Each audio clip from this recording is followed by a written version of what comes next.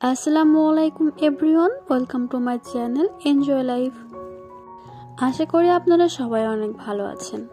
শীতকালীন সবজি পালং শাকের একটা নতুন রেসিপি নিয়ে চলে আসলাম আজকে।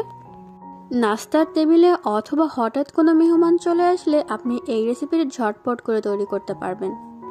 এই রেসিপিটি তৈরি করতে একদমই অল্প সময় লাগে, আর এই রেসিপিটি তৈরি করতে যেসব উপকরণ লাগছে সবকিছু আপনার হাতের কাছেই থাকে। এই মজার আর সুস্বাদু রেসিপি পালং শাকের রুটি যে কেউ একবার খেলে বারবার খেতে চাইবে। চলুন তবে স্টার্ট করি আজকে পালং শাকের রুটি। প্রথমে একটা চপিং বোর্ড নিয়ে নিলাম, তার মাঝে রেখে দিলাম অনেকগুলো পালং শাক। এই পালং শাকগুলো একদমই তরুতাজা। এইগুলোকে খুব সুন্দর করে পরিষ্কার করে টুকরো টুকরো করে কেটে নিতে হবে। আপনি যে কোনো সাইজেই করতে পারবেন, ঠিক এভাবেও করতে পারেন আমি যেভাবে দেখাচ্ছি, বা এর থেকে ছোট করেও কাটতে পারেন।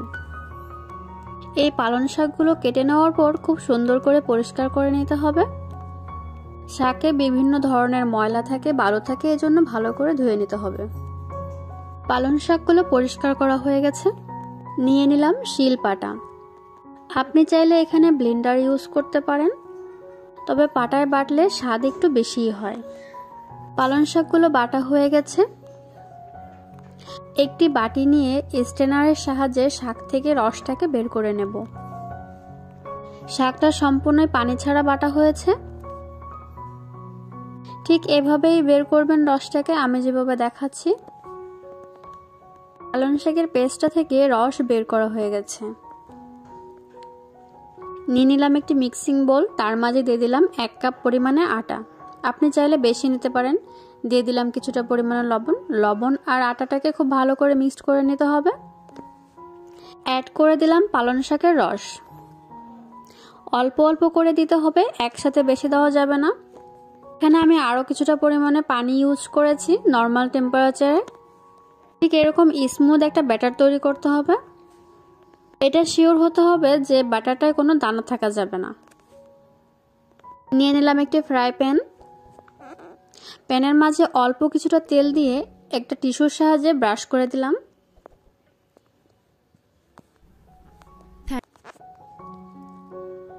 অল্প কিছুটা ব্যাটার একটা চামচে করে নিয়ে আমি মাঝখানে দিয়ে দিলাম, আর আলতো করে ঘুরিয়ে দিলাম ফ্রাই প্যানটাকে, তাহলে গোল হয়ে সুন্দর একটা শেপ চলে আসবে।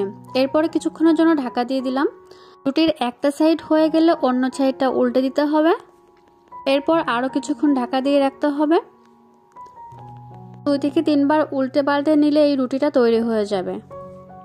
এখানে চাইলে কিছুটা পরিমাণ তেল ইউজ করতে পারেন, আবার নাও করতে পারেন। কত সুন্দর একটা কালার এসেছে দেখতে পাচ্ছেন। এখানে আমি আরেকটি রুটি দিয়ে দিলাম। ঠিক একইভাবে প্রত্যেকটা রুটি আমি সেঁকে নেব। আপনি যদি আমার চ্যানেলে নতুন হয়ে থাকেন তাহলে অবশ্যই চ্যানেলটিকে সাবস্ক্রাইব করবেন প্লিজ, পাশে থাকা বেল আইকনটিকে ক্লিক করে দেবেন।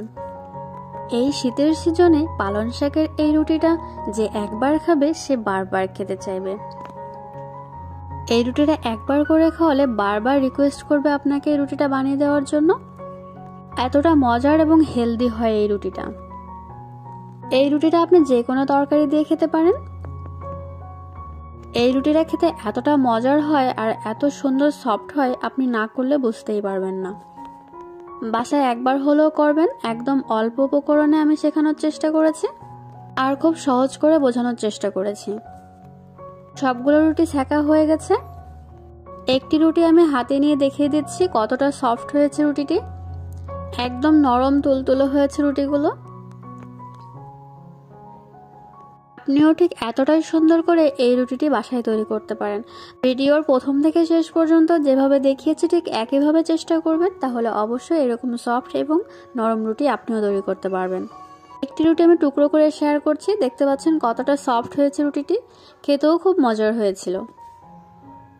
এতক্ষণ যারা আমার ভিডিওটি দেখছিলেন তাদের অসংখ্য ধন্যবাদ। আজ এ পর্যন্তই। আল্লাহ হাফেজ। আসসালামু আলাইকুম।